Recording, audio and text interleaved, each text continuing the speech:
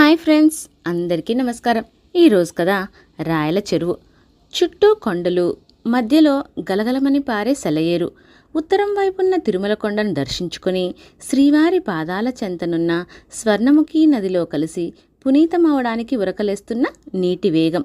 కొండల మధ్య సెలయేటికి అటు ఇటు పచ్చని పంట పొలాలు, అక్కడక్కడా ఉన్న పచ్చిక బయళ్లలో మేస్తున్న పశువులు, పక్కనున్న కొండలపై నుండి మేసిన గొర్రెలను మేకలను తోలుకొస్తున్న కాపరులు, పొలాల్లో నుండి వంచిన నడుములను పైకెత్తి పక్కనే ఉన్న సెలయేరులో కాళ్ళు చేతులు ముఖం కడుక్కొని గడ్డి మోపులను తలపై పెట్టుకొని పశువులను అదిలిస్తూ ఇంటికి తిరుగుముఖమైన రైతులు, వారి ఇల్లాళ్ళు. చంద్రగిరి కోట ఉన్న పడమరవైపు సూర్యుడు ఎర్రటి పండులాగా అస్తమించసాగాడు. తన చిన్నప్పటి నుండి అలవాటైన రెండు కొండల మధ్య ఉండే ఒక బండపైన కూర్చొని శ్రీకృష్ణదేవరాయలు ప్రతిరోజులాగే తన చుట్టూ ఉన్న పరిసరాలను తన్మయత్వంతో చూస్తూనే ఉన్నాడు. అంతలో ఆ పరిసరాల్లోకి వచ్చిన గ్రామ ప్రజలు మారువేషంలో ఉన్న రాయలవారిని గుర్తించలేదు. అంగరక్షకులు గుర్రాలను తీసుకుని రాయలవారి సమీపానికి రావడం, మహామంత్రి కొంత పరివారంతో అక్కడికి చేరుకోవడంతో చుట్టుపక్కలున్న ఊరి జనాలకు అర్థమైపోయింది, వచ్చింది శ్రీకృష్ణదేవరాయలని. ప్రజలందరూ పరుగు పరుగునా వచ్చి తాము తలకు చుట్టుకున్న సవకాలను నడుములకు బిగించి వినమ్రతతో రాయలవారికి నమస్కరించి నిలుచున్నారు. ఈ చుట్టుపక్కల ఊళ్లకు గ్రామాధికారి రఘునాథరెడ్డి ఎక్కడా కనిపించడం లేదే అడిగాడు శ్రీకృష్ణదేవరాయలు. వస్తున్నాడు ప్రభు, మొన్న బావి తవ్వుతున్నప్పుడు జారిపడి కాలికి గాయమైంది, ఇదిగో అనుకుంటుండగానే వచ్చేశాడు అన్నాడు ఓ రైతు. ప్రభు, మీరు చిన్నప్పుడు చంద్రగిరి కోట నుండి తరచూ వచ్చి రెండు కొండల మధ్య ఉండే ఈ ముఖద్వారం రాయిపైన కూర్చొని సాయంత్రం ఇక్కడే ధ్యానం చేసి చంద్రగిరి కోటకి వెళ్ళిపోయేవారు. అప్పుడు మీ తాత తులువ ఈశ్వరనాయకుల వారు, ఆ తరువాత మీ తండ్రి తులువ నరుసానాయకుల వారు చంద్రగిరి రాజ్యాధినేత సాలువ నరసింహరాయలకు సేనానులుగా ఉండేవారు కదా. ఇప్పుడు మా అదృష్టం కొద్దీ మీరు సమస్త విజయనగర సామ్రాజ్యానికే చక్రవర్తి అయ్యారు. అయినా మీరు పాత జ్ఞాపకాలను మర్చిపోయినట్టు లేరు. చక్రవర్తి అయ్యాక మీరు మళ్ళీ ఇక్కడకు రావడం మాకు నిజంగానే పండుగ లాంటిది అన్నాడు రఘునాథరెడ్డి. రఘునాథరెడ్డి, నేను చిన్నప్పటి నుండి తరచూ ఇక్కడకు వస్తూనే ఉండేవాణ్ణి.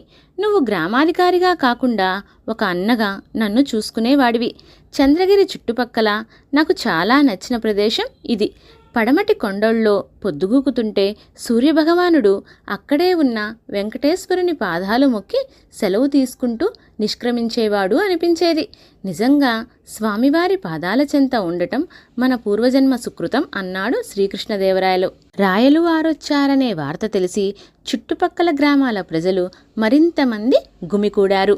కొందరు పొలాల వెంట బురదలో పడుతూ లేస్తూ రాయలను చూడటానికి వచ్చారు. ప్రభు, మీకెంతో ఇష్టమైన నిప్పట్లు తెచ్చాను, తినండి అంది పరుగు పరుగున అక్కడికి చేరుకున్న రఘునాథరెడ్డి భార్య.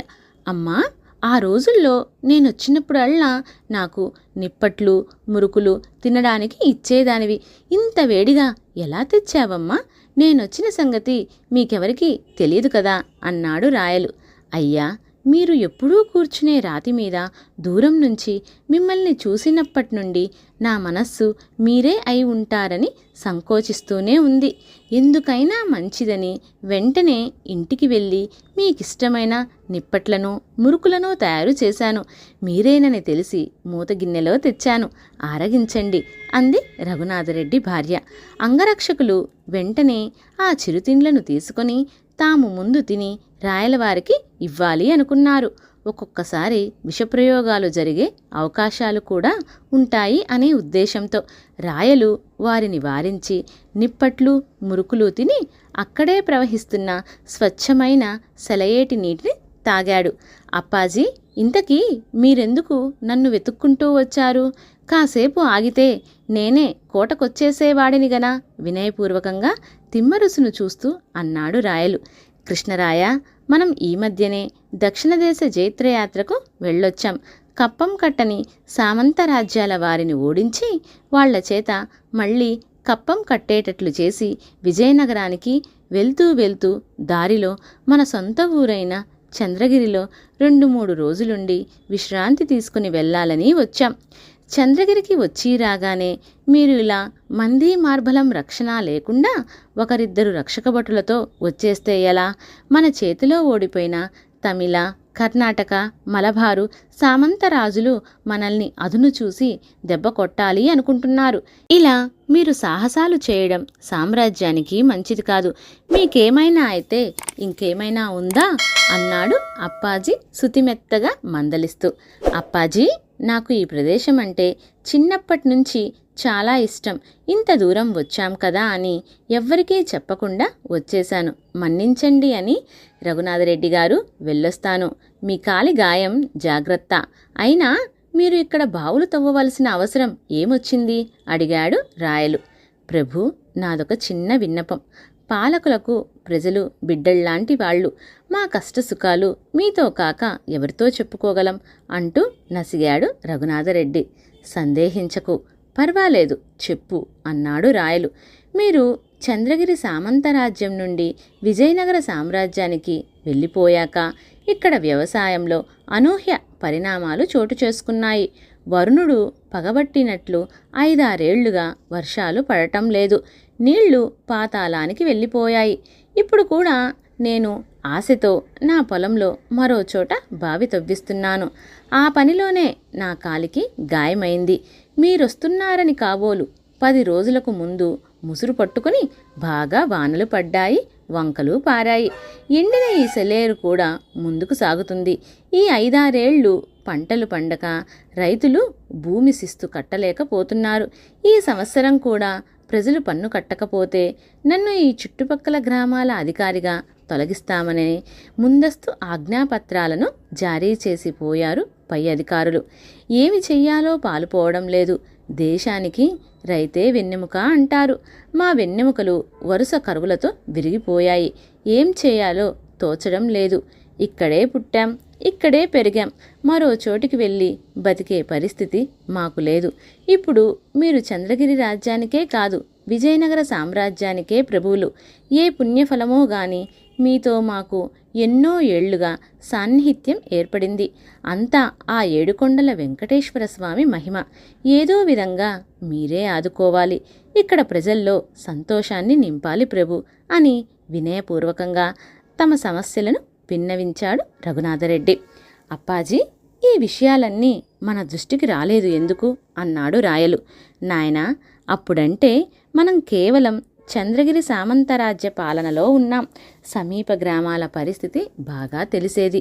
ఇప్పుడు విజయనగర సామ్రాజ్యంలో ఉండడం వల్ల అన్ని విషయాలు తెలియడం చాలా కష్టం. ఆయా అధికారులు వీటిని చిన్న విషయాలుగా భావించి మన దృష్టికి తీసుకుని రాకపోయిండొచ్చు అన్నాడు మహామంత్రి తిమ్మరుసు. రఘునాథరెడ్డి గారు, మీరు పితృ సమానులు. మీ కష్టం మా కష్టమే.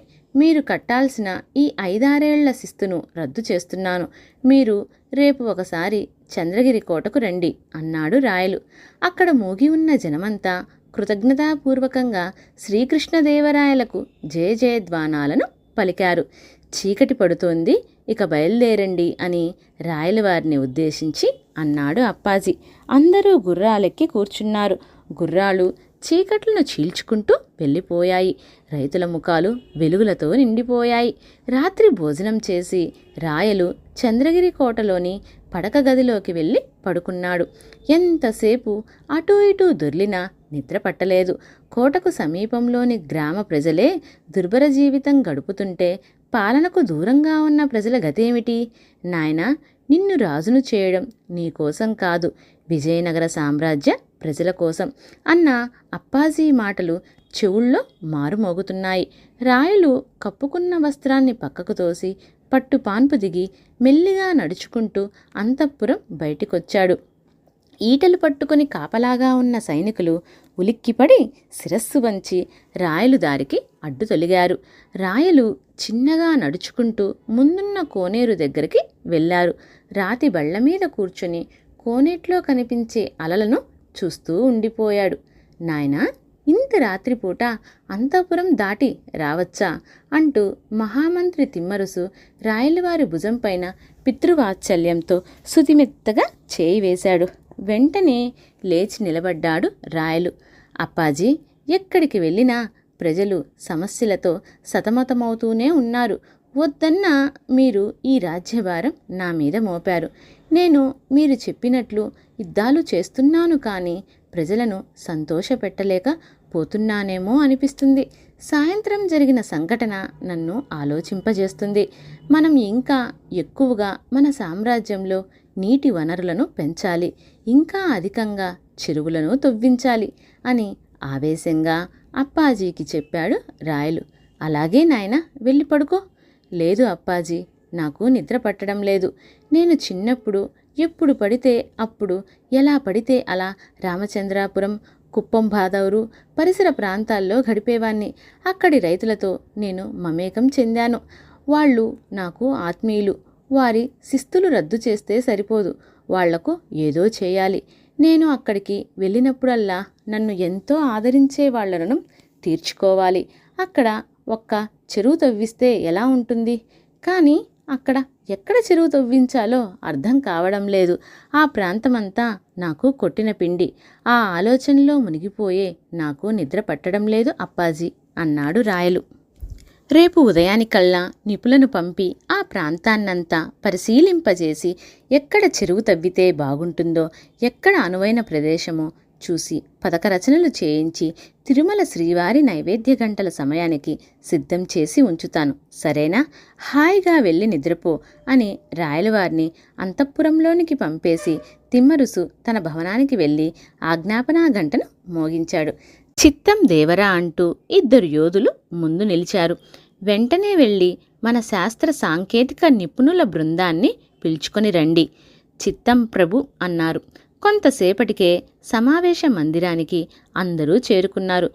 తిమ్మరుసు వాళ్ళందర్నీ ఉదయాత్పూర్వమే అక్కడికి వెళ్ళి చెరువు తవ్వడానికి అనువైన ప్రదేశాన్ని పథక పటాల ద్వారా తీసుకొని నిర్ణీత సమయానికి రమ్మన్నాడు.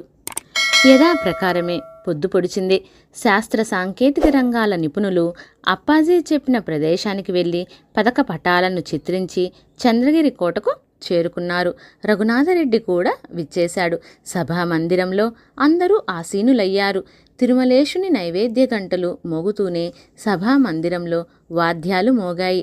జయీభవ దిగ్విజయీభవ అంటూ భట్రాజుల పొగడ్తలతో రాయలవారు సభామందిరంలోనికి అడుగుపెట్టాడు. ఆయన వెంట తిమ్మరుసు కూడా వచ్చాడు.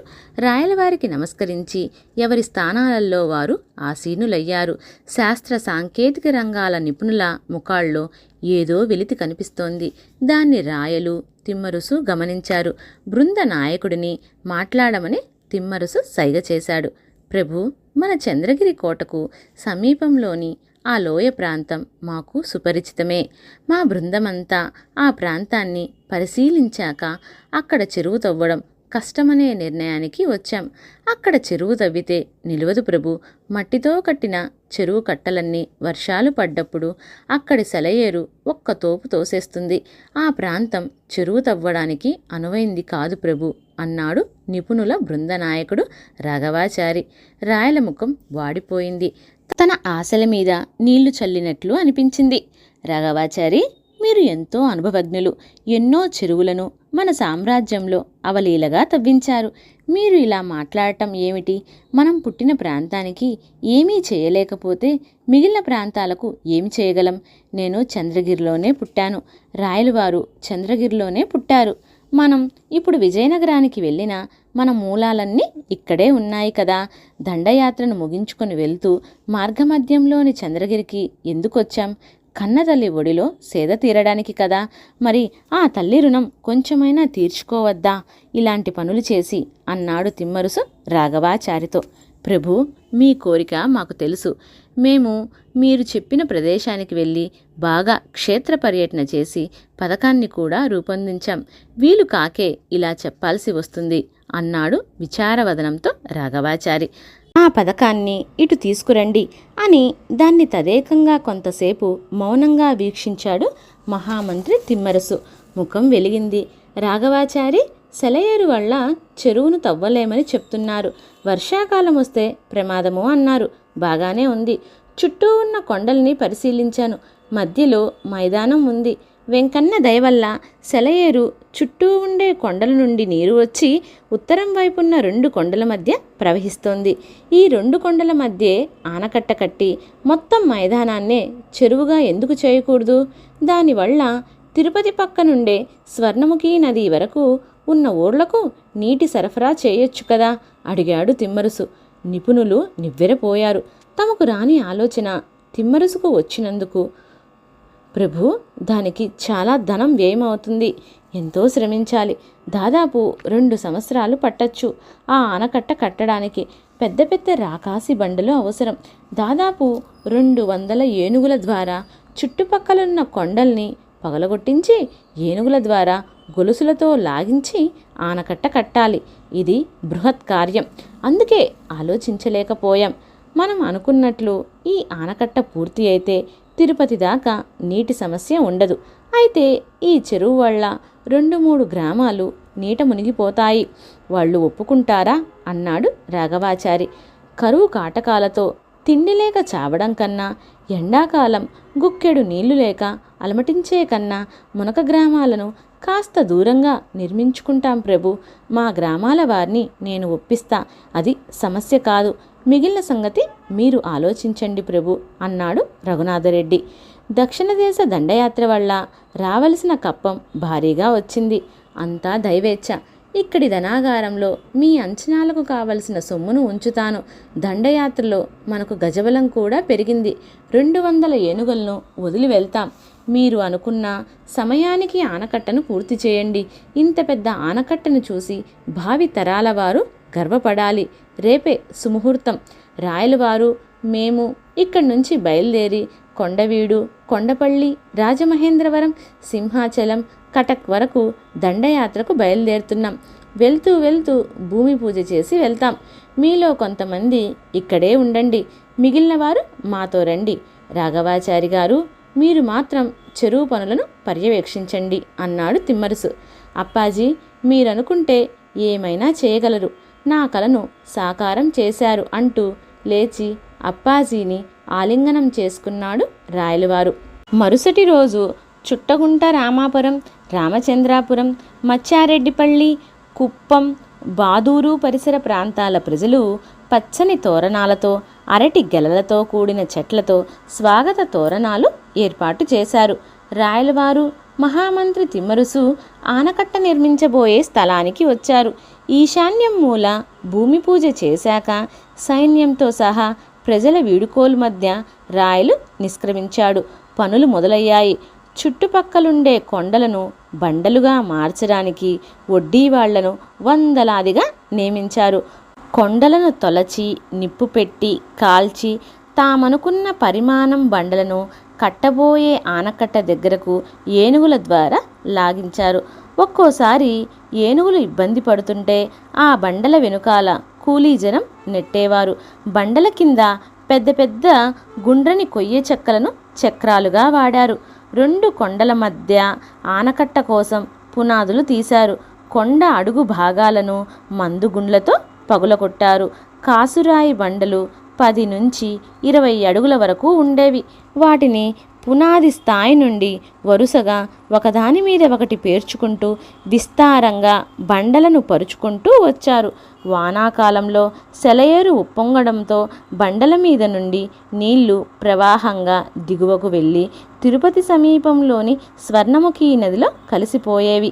అలా 1-2 నెలలు ఆనకట్ట పనులకు అంతరాయం కలిగేది. చెరువు నిండుతూనే వెలుపలకు నీళ్లు వెళ్ళడానికి శిల్ప శోభితమైన పెద్ద తూమును ఏర్పాటు చేశారు. ఇంకా ఎక్కువ నీళ్లు వస్తే వెలుపలకు వెళ్ళడానికి గుర్రప్పడు తూము, కుక్కల గండి, నక్కల గండిని ఏర్పాటు చేశారు. ప్రధాన తూము దగ్గర చెరువు కింద నుండి చెరువు కట్ట వరకు పెద్ద రాతి బావిని నిర్మించారు. కట్ట మీద నుండి ఆ బావి వరకు పిట్టగోడలతో కూడిన కాలువలాంటి దారిని ఏర్పరిచారు. బావిని ఆనుకొని తూమును 7 అంతస్తుల రాతి స్తంభ మంటపాలతో రూపొందించారు. అనుకున్న ప్రకారమే ఆనకట్ట నిర్మాణం పూర్తి అయింది. రాయలు కొండవీడు నుండి కటక్ వరకు జైత్రయాత్ర చేసి సమస్త భూభాగాలను విజయనగర సామ్రాజ్యంలో విలీనం చేశాడు. రాజమహేంద్రం దగ్గర పొట్నూరు వద్ద విజయస్తంభం కూడా నాటించాడు.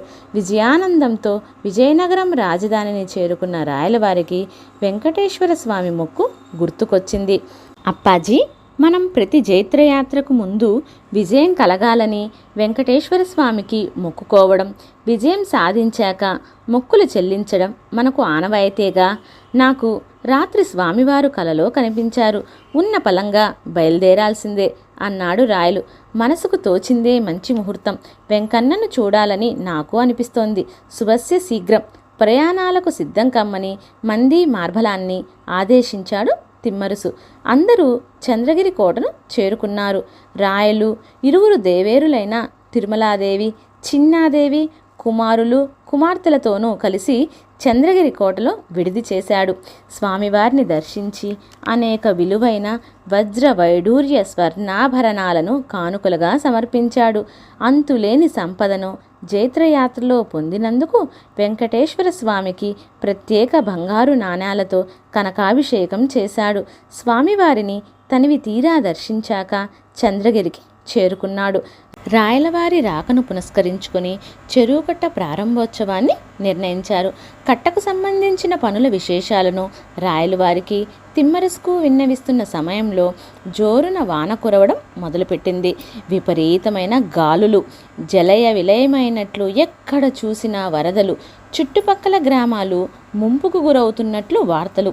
ఇదే సమయంలో ఆనకట్ట కట్టిన చోట నీటి ప్రవాహానికి గండిపడిందని, అక్కడి గ్రామదేవత ఒకరిపై పూని రాజవంశీకుల్లో ఒకరు గండిలో ఆత్మబలి చేసుకుంటే కట్ట తెగకుండా ఆగుతుందని చెప్పిందనే వార్త కోటలో ధావానంలా వ్యాపించింది. రాయల కుమార్తె తాను పుట్టి పెరిగిన ప్రాంతంలో నిర్మిస్తున్న చెరువు సంగతిని తండ్రి చెప్పగా విని ఎంతో సంతోషించింది. కానీ ఇంతలో ఈ వార్త ఆమెను కుదిపేసింది. తన తండ్రి కల సాకారం కాకుండా పోతుందేమోనని తీవ్రమైన వేదనకు గురైంది. వాన వెలసింది. ఆమెలో ఒక ఆలోచన మెరిసింది. రాయలు చంద్రగిరి పక్కన ప్రవహించే స్వర్ణముఖి ముప్పు గ్రామాలను చూడటానికి వెళ్ళాడు. కన్న తండ్రి లక్ష్యాన్ని నెరవేర్చాలనే ఉద్దేశంతో చెలికత్తెలను పరివారాన్ని తీసుకుని సేనంబట్ల, అడపారెడ్డిపల్లి, రామాపురం, రామచంద్రాపురం, మచ్చారెడ్డిపల్లి దారుల గుండా చెరువుకట్ట చేరుకుంది. అప్పటికే చుట్టుపక్కల ప్రజలు గంగాదేవిని శాంతింపచేయడానికి హారతులు బలులు ఇస్తున్నారు. రాయలవారి కుమార్తె అక్కడికి రావడం చూసి రఘునాథరెడ్డి కుటుంబం ఆశ్చర్యపోయింది. ఎందుకొచ్చావమ్మా ఇంత దూరం ఈ వానల్లో అని అడిగాడు రఘునాథరెడ్డి. రాకుమారికి ఈ మాత్రం ధైర్య సాహసాలు లేకపోతే ఎట్లా? పులి కడుపున పులే కదమ్మా పుడుతుంది. ఇక్కడి గ్రామదేవత ఒకరిపైన పూని రాజవంశీకుల్లో ఒకరు గండిలో ఆత్మబలిదానం చేసుకుంటే ఈ చెరువు కట్ట నిలబడుతుందని చెప్పిందంట కదా అడిగింది రఘునాథరెడ్డిని. మా తండ్రిగారు కన్న కల ఇది. దీన్ని సాకారం చేయడం నా బాధ్యత. నా నిర్ణయం చెబుతా వినండి. నేను ఆత్మబలి చేసుకోవడానికి వచ్చాను. కన్న తండ్రి ఆశయ సాధన కోసం నా ప్రాణాలను అర్పించడం పెద్ద విషయమేమీ కాదు. పైగా ఈ చెరువు మహాసముద్రంలా అనిపిస్తుంది. ఇన్ని నీళ్లతో ఎన్నో భూములు పండాలి. ప్రజలు సుభిక్షంగా ఉండాలి.